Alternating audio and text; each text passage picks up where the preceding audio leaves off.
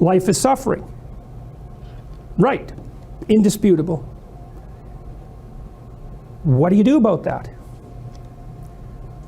You voluntarily accept it and then strive to overcome the suffering that's a consequence of that. And you do that for you, and you do that in a way that makes it better for other people. And then that works. And one question might be, well, how well does it work? And the answer is, the only way that you can find out is by trying it. That's it. That's the existential element of it. The proof is to be derived by the incarnation of the attitude in your own life.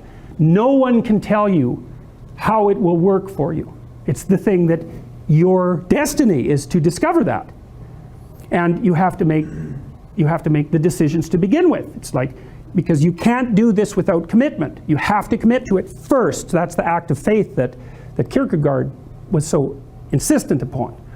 You have to say, I'm going to act as if being is good. I'm going to act as if truth is the pathway to enlightenment. I'm going to act as if I should pursue the deepest meaning possible in my life. And there's reasons to do none of those. They're real reasons. So it's really a decision. But you can't find out what the consequence of the decision is unless you make the decision. I think the same thing happens when you get married, by the way. So if you think you might leave, you're not married. And then you think, well, the marriage didn't succeed. It's like, well, maybe you were never married. Because the rule is, you don't get to leave.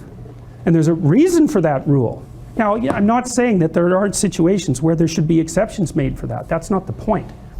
The point is that there's some games you don't get to play unless you're all in.